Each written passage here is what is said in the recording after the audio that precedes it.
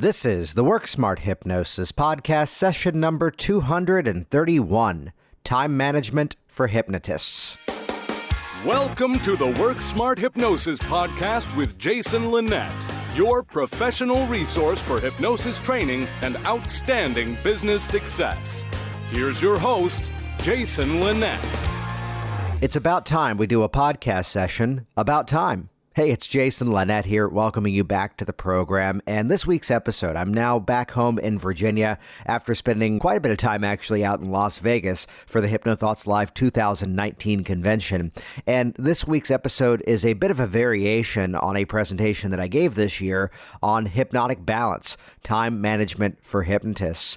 In this episode, we're going to talk about how it is you can take better control over the timing of your own sessions, better mindsets in terms of how you manage your business in terms of the ability to scale things up year after year, and really just give you some simple workable strategies that you could put to use right away to start to get greater results with your clients and greater results from your business as well. And on that tone, of course, check out hypnoticbusinesssystems.com. That's the all-access pass to my hypnosis business training library. Check that out over at hypnoticbusinesssystems.com. And with that, let's jump directly into this week's episode. Here we go. This is session number 231, Time Management for Hypnotists.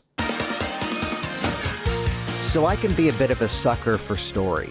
And it's where there's certain types of television programs or even movies that normally I would not watch. And yet when I hear the author, when I hear the creator, the writers, even the directors talk about the presentations, the programs, that's often the place where I'm sucked into these programs. So there was a TV show a number of years ago that went on for a bunch of seasons and did quite well. And at one point, it's not really the type of thing I'd typically watch again. You know, here's a whole TV program about crime and drugs, and I tend to be someone who's a little bit more looking at comedy. But suddenly I heard this writer by the name of Vince Gilligan talk about this mindset that's basically, let's take the dad on the Brady Bunch and slowly turn him into Scarface. And throughout the program, you wouldn't be able to tell if he was the hero or if he was the villain. And suddenly, there we go. That was the TV show Breaking Bad, and I was hooked.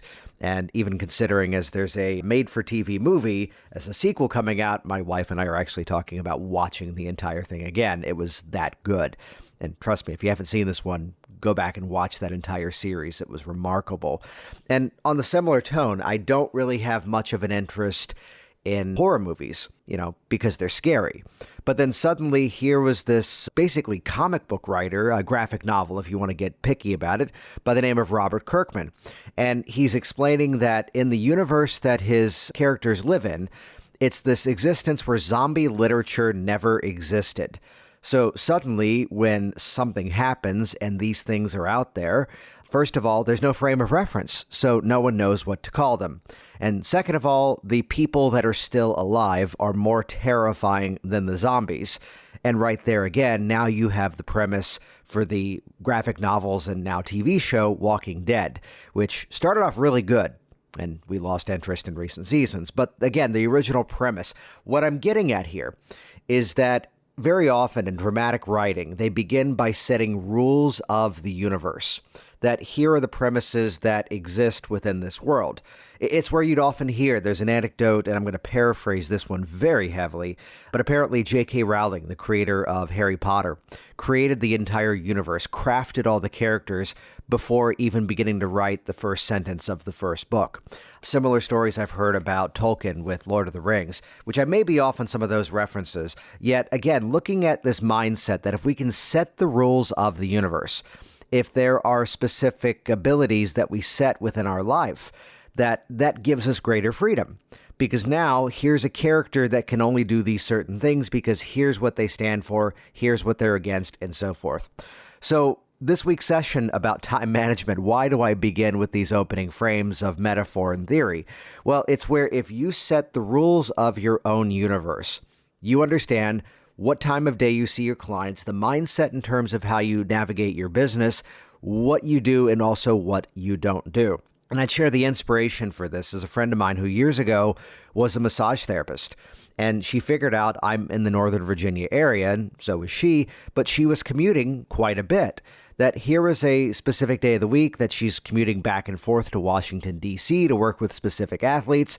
Then she's over in the part of Virginia that's named Reston. If you're familiar with the Tyson's Corner area, it's right around there, and she spends 2 days there.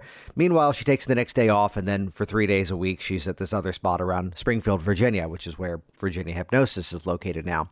And realizing at the end of the week that she spent the equivalent of an entire working day commuting, driving.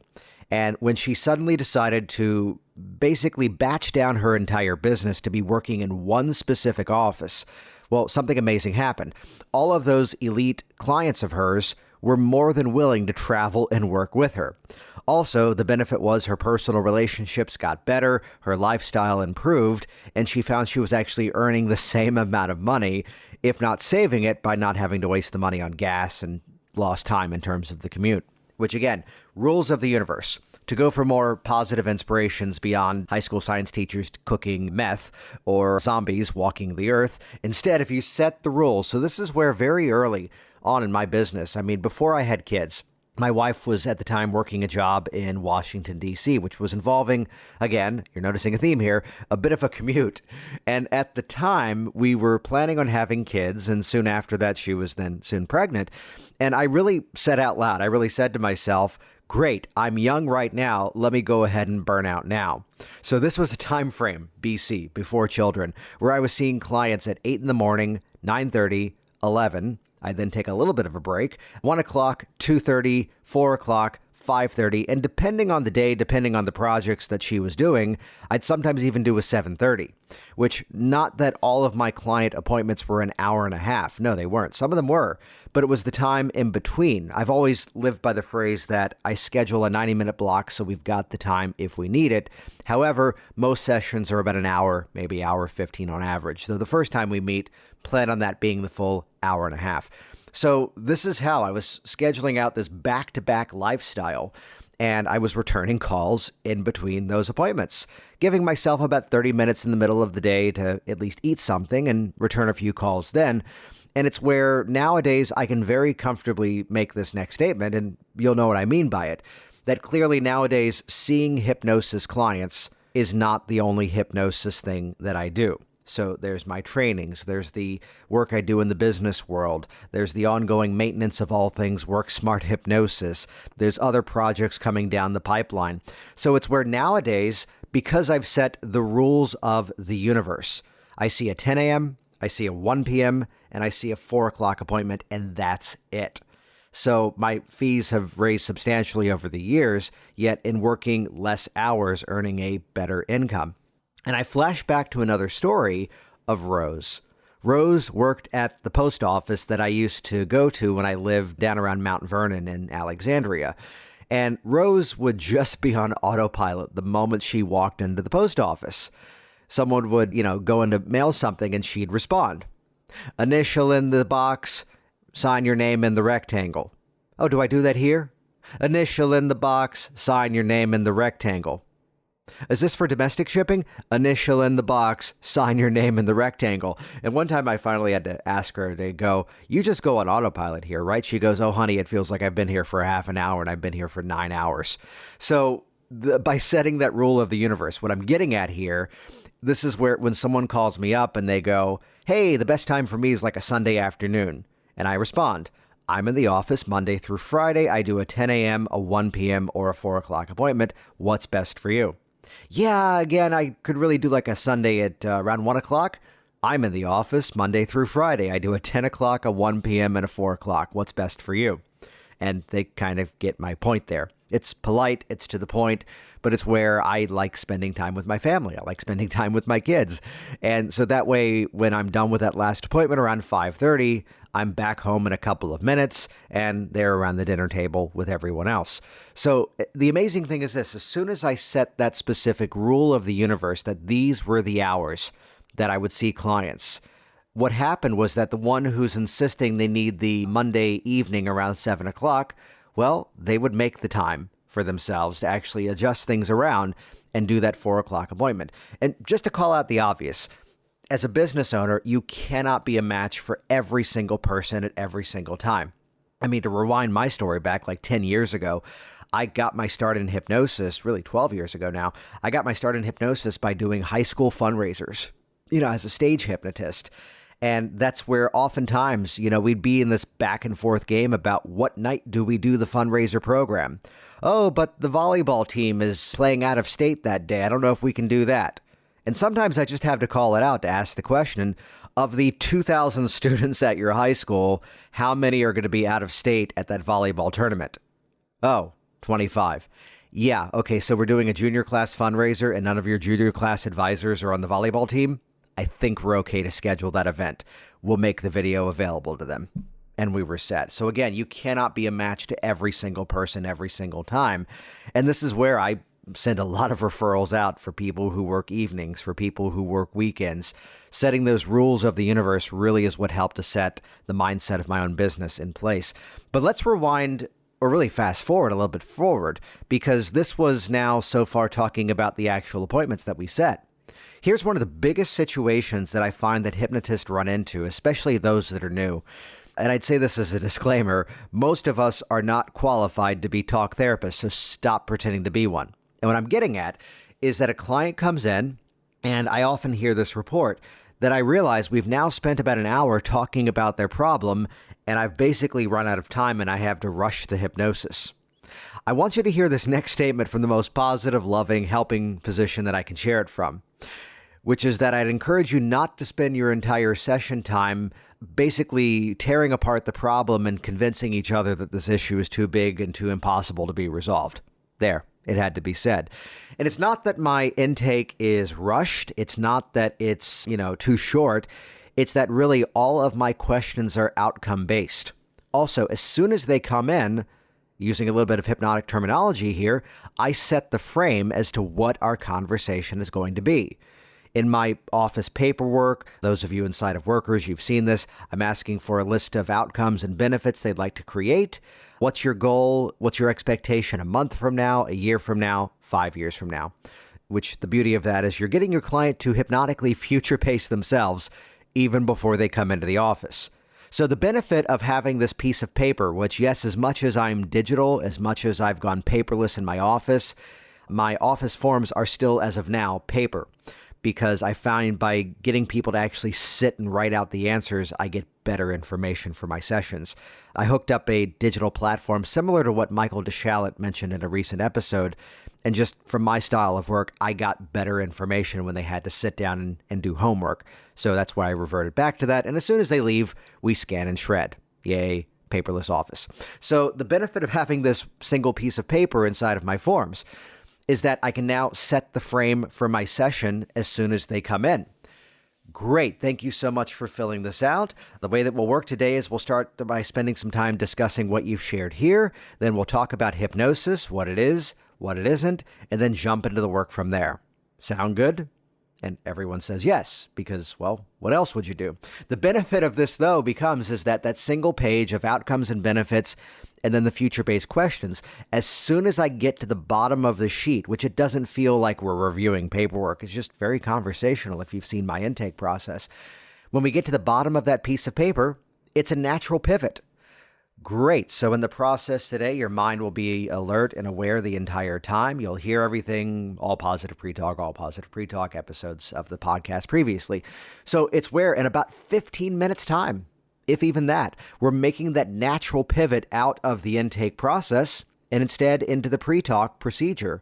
Which again, the reason I was able to do that was, again, rules of the universe, time management for hypnotists. Are you noticing a mindset here? I set the frame as soon as we began. Because, well, what else would you do? So, again, by having that document there, by having the ability to go sequentially from the top of the page down to the bottom, make the natural pivot, and then directly into the pre-talk, and then into the session, of course, as well. Now, of course, there's going to be variation to this. Some people come in with a whole bunch of questions even before we start to talk about their goals.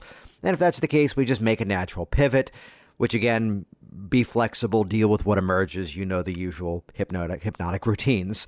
So again, setting the rules of the universe. We've so far discussed how it is that I set my hours working with clients, how it is that I set the mindset in terms of how we navigate throughout the session.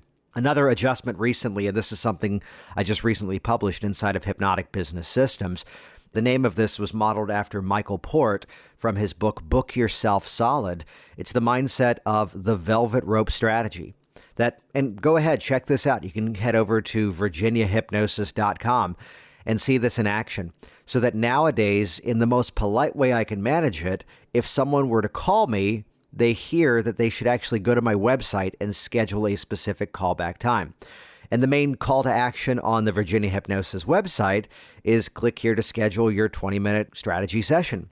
Now, there's a trade-off to this, which is that nowadays I am receiving less inquiries. Less people are reaching out to me because from a hypnotic mindset, you've heard me on this program before talk about the premise of compliance precedes suggestibility. By putting a few more action steps between the initial curiosity and the actual reaching out to discuss their process, by having a few more steps in those procedures, I'm getting less inquiries, but higher quality ones. So the trade-off was I went from getting about 10 to 15 new calls a day, which is really good, to really getting about 3 or 4 a day, but booking practically every single one. And I think that's a better use of their time and mine, which I'll just basically expedite this section to say just simply head over to virginiahypnosis.com and see that actually in motion. And for those of you inside of hypnoticbusinesssystems.com, that's where I teach that step by step and give you the exact software that I'm using to pull that off. But again, by scheduling those blocks, so let's rewind out of this. There's a willingness to set aside time, a willingness to actually block off time to be for a specific purpose. So again, my schedule nowadays is I see a 10 o'clock, a 1 o'clock, and a 4 o'clock. And basically for 3 different segments throughout the day, there's like either 2 or 3 of those phone inquiry spots that are open.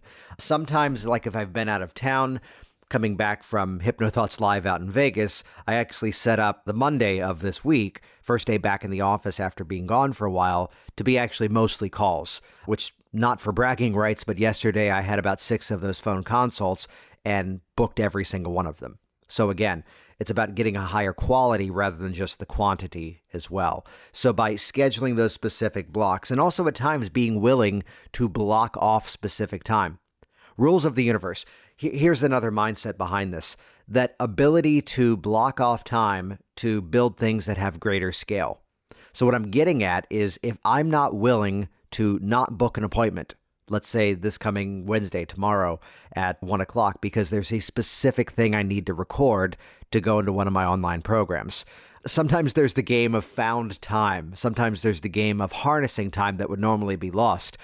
I forget whose story it was. I've now modeled this one around if I'm going to the doctor's office, not to be the workaholic, but I'm going to bring along my computer. Why?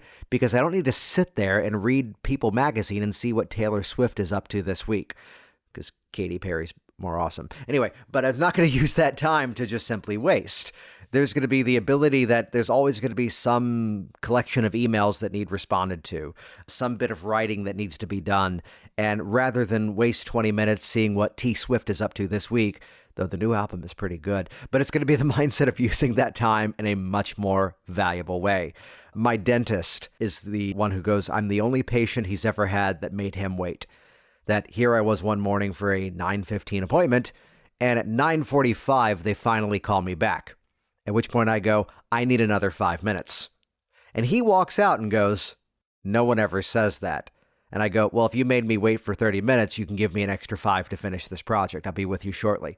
And he smiled and has now since revealed that he uses the same strategy as well. Or you could schedule your day better. Rant over. The similar note to this is that mindset of batch producing, which this program that you're listening to is an excellent example of that. I typically only record this podcast several times a year. This session this week is a bit of an exception because I'm coming down in the morning before the kids wake up to record this specific episode because just some timing things got in the way and we had to reschedule some appointments. But it's where oftentimes if I'm recording interviews, I'll take one specific day and I'll record like 3 or 4 of them and run the math on a weekly podcast. That now means I'm done for the next month, or even specific time frames where I'm using a really excellent podcast production company. And I know they take almost all of the month of July off. So even before heading out to Vegas for 2 weeks of HypnoThoughts, this program was complete several months in advance. And again, with further travel coming up for Australia and other events, we're going to be back in that batch production mode once again. The biggest issue, anything technology, if you're shooting videos for promoting your local business, if you're doing some writing for your website, the biggest issue at times is the setup and the takedown. So anything you can do to expedite your schedule. That it used to be that if I was setting up the video camera in my office, I was only allowed, rules of the universe, I was only allowed to do that if I was shooting multiple videos. Now, in the recent move of Virginia Hypnosis and the rebuilding of the technology of the office, that's now changed, because my central office where I do all my admin stuff is now a permanent video production studio. So other than having to reposition a ring light that now mounts on top of my computer, I can set up a new video in a matter of 10 seconds, which was specifically built out in that purpose. I mentioned that trip to Australia coming up as well. That originally, to get personal here, that originally was going to be a family vacation. However, with the kids just going back to school, with my wife going through a licensing process and an upcoming bit of a medical thing that we've got to work around, basically that's now become a solo trip, which quite honestly, at first I was dreading. And then I realized, oh wait, here's this major project that I'm now building. And I'm going to have 48 hours of travel going out to Brisbane and back. And you better believe that project is going to be done by the time I'm back. Well, at least the backgrounds, the slide deck, and all the technology of that specific project. So again, making use of found time rather than going, I can't find the time. There's plenty of time out there. Which, let me sidebar here for a moment for a bit of a story that many of you know, that I used to work in professional theater. And I wasn't an actor, I wasn't a director or designer. It was basically my job to manage all the creative personalities and help all those creative types get along. And if that's not psychological training, I don't know what is. On a similar note, being a backstage technician, a stage manager, the maintenance of the ongoing production, so it still had the integrity of the first performance after that thing had run for several hundred performances. So that's where I learned the mental stamina to work with clients for long days. That's where I learned the value of building systems and the way that the business basically helps to run itself. Because once we had figured out the production, we knew this scenery couldn't fly in until this piece of scenery moved. This actor cue was called after this prop left the stage, and so forth. So whether you have any experience in professional production or not doesn't matter, because if you've been involved in any kind of stage performance, you've already heard someone say, make sure you can stand so the audience can see your face. That, like, the number one rule of theater or giving a public presentation is stand so the audience can see you, which, by the way, for the stage hypnotist out there, be mindful of the amount of time you spend with your back to the audience. And let me just call it out. It's kind of silly that you're facing your volunteers and talking to them because their eyes are closed and they can't see you. And chances are you're using a microphone in a stage performance so they can absolutely hear you. And this is just a little side note of the ability to put variation into your presentation. Back when I was doing that full time, I would most often be looking at the audience, delivering suggestions to my volunteers. Because, well, why look at them? Because they can't see that I'm trying to make eye contact with their closed eyes. Again, adding texture to the program. In a moment, the people behind me are going to discover this. And yes, there's value of checking in with your volunteers and seeing who's the most deeply hypnotized, who's the most responsive, but you could pick up all of that in the midst of doing your actual skits and routines. Hypnotic stage management now over. So there's this professional performance we were a part of one time, and it was the play A Wilderness by Thornton Wilder, the same playwright who wrote the play Our Town. And you can imagine that this is now a play with a big family, everything from the teenage kids to the grandparents. And because these are all actors, let me call out some obvious components for those of you not keeping up with the story here, which again is true, though it's going to pose an amazing metaphor for us, which is that you can imagine the actors playing the grandparents were very likely much older than the actors playing the teenagers. And because of that, as they were in this performance, these were actors who had been professionally acting for now going on more than 60 years. Very seasoned performers. When meanwhile, the actors playing the teenagers were actually people who were in their early 20s, because of child labor laws. But better yet, these were actors in their early 20s who looked very young. Here's a friend of mine that she was so excited that she finally got to play an adult. She's an actress up in Chicago. And basically, ever since I knew her when we were both 18 years old, until recently, where we're both now 36, she goes, I finally look old enough to play a 20-year-old, which most people would not be excited about that. She is, because she's kind of tired of playing teenagers. So because of this, you could imagine now the actor playing the main teenager, the main sort of protagonist of this play, was someone that he was fresh out of grad school. This was his first real professional performance. And you could imagine, and let's call it out, given the state of things in our educational scenario here in the U.S., he's now about $75,000 in debt. He's now not really earning much because nonprofit theater is, really not much of a moneymaker for people involved. I flash back to actors who would talk about, I did this major play up in Chicago for about 4 months, but then I played a dead body on Law and Order and I earned more money in a weekend than I did in 8 weeks of performance. So again, nonprofit theater. So he's now in his first professional performance. And you can imagine his frustration when this director, a Tony Award-winning director, is now telling him, as soon as he comes on stage, you need to stand with your back to the audience. And clearly something about this bothered this young actor. Maybe he was in his head considering the fact that, perhaps as it was for most actors, his parents were concerned that he was going to go into this career path. And now they'd be in the audience staring at the back of his head. How was that going to go? His girlfriend was going to travel across the country to see him in his first professional performance. And again, there he'd be with his back to the audience.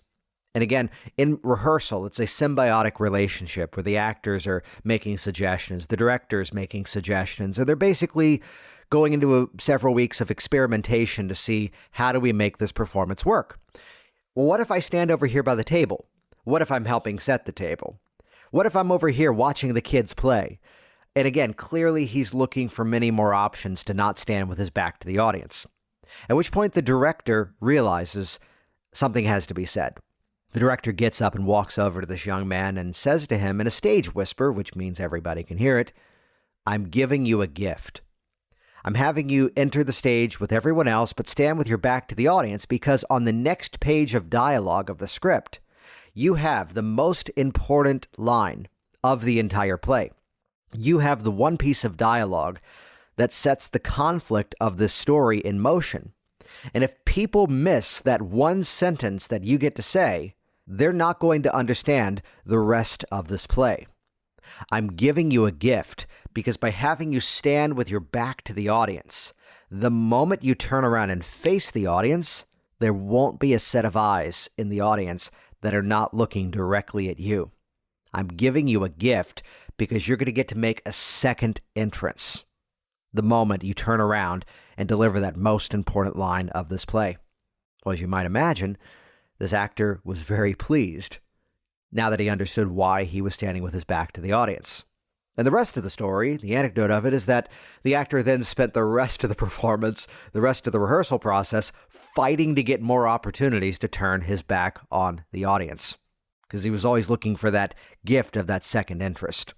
To the point the director finally had to say to him, I'm just giving you one. That's enough. Deal with it. And everyone laughed at it.